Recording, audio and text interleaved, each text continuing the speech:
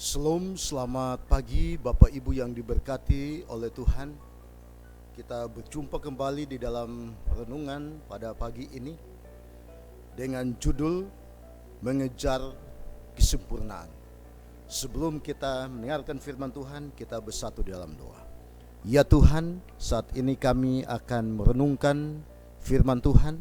Kiranya kuasa Roh Kudus dapat mengurapi kami, sehingga kami dapat mengerti, memahami, dan mempraktikkan firman di dalam kehidupan kami sehari-hari. Di dalam nama Yesus kami berdoa. Amin. Saudara-saudaraku yang diberkati oleh Tuhan, judul renungan kita pada pagi ini mengejar kesempurnaan. Ada berapa ayat yang kita akan baca pada saat ini. Yang pertama di dalam Matius pasal 5 ayat yang ke-48. Firman Tuhan berkata, "Karena itu haruslah kamu sempurna, sama seperti Bapamu yang di sorga adalah sempurna." Saudara-saudaraku yang diberkati oleh Tuhan, sangat tinggi tuntutan Allah kepada kita. Standar yang ditentukan adalah sempurna seperti Bapa di sorga. Mungkinkah kita dapat memenuhi akan standar tersebut? Yesus tidak menyatakan itu kalau manusia tidak bisa mencapainya.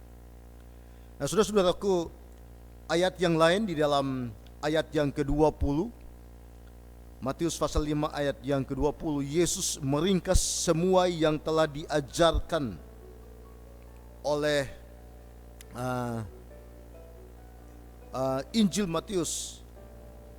Begitu juga ayat yang ke-47 dikatakan, "Dan apabila kamu hanya memberi salam kepada saudara-saudaramu saja, apakah lebihnya daripada perbuatan orang lain? Bukankah orang yang tidak mengenal Allah pun berbuat demikian?" Nah, saudara-saudaraku, karena itu kamu harus sempurna sama seperti Bapamu yang di sorga adalah sempurna. Dia mengkontrasikan kebenaran diri secara lahiriah daripada ahli Taurat dan orang Farisi. Bila mana kita membaca di dalam ayat yang ke-20, dengan pembenaran yang lengkap dan sempurna dari Bapa kita yang di sorga. Saudara-saudaraku, kita bisa kembali membaca di dalam ayat yang ke-20 Matius pasal yang ke-5. Firman Tuhan mengatakan, "Maka aku berkata kepadamu, jika hidup keagamaanmu tidak lebih benar daripada hidup keagamaan ahli-ahli Taurat dan orang-orang Farisi, sesungguhnya kamu tidak akan masuk ke dalam kerajaan sorga." Saudara-saudaraku yang diberkati oleh Tuhan, jika hidup keagamaanmu tidak melebihi daripada ahli-ahli Taurat dan orang-orang Farisi, dikatakan bahwa kamu tidak akan masuk ke dalam kerajaan sorga.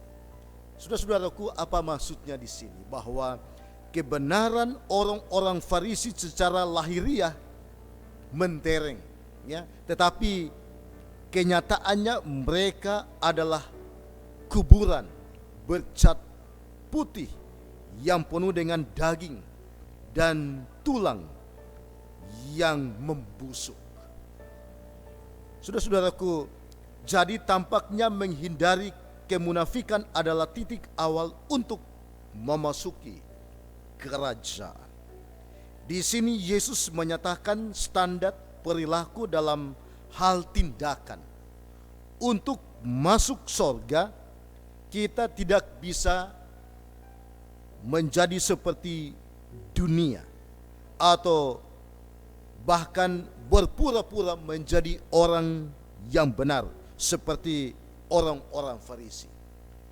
Kita harus sempurna sama seperti Bapa surgawi kita adalah sempurna.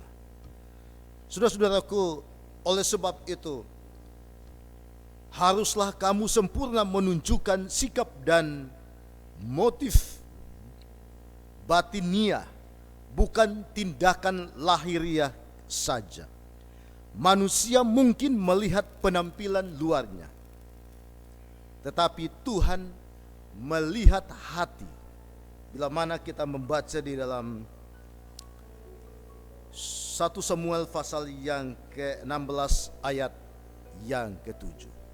Nah, saudara-saudaraku yang diberkati oleh Tuhan, oleh sebab itu biarlah kita datang kepada Tuhan dengan hati yang tulus, dengan hati yang murni. Dengan demikian kita akan dimurnikan dan kita akan dibenarkan untuk menjadi umat Tuhan. Karena Tuhan itu sempurna. Mereka yang ingin menjadi anak-anak Allah harus bergerak menuju standar yang sempurna.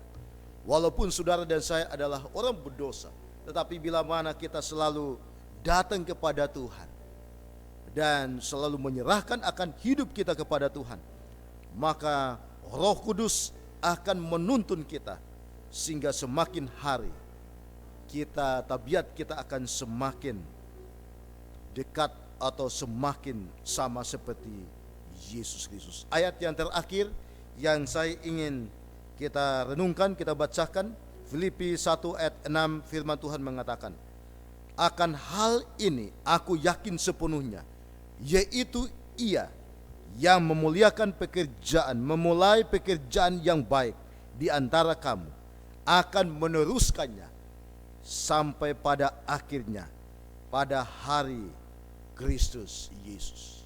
Kiranya renungan pada pagi ini boleh memberkati kita, khususnya sepanjang hari ini, di dalam semua aktivitas kegiatan kita masing-masing. Terima kasih, Tuhan memberkati. Amin.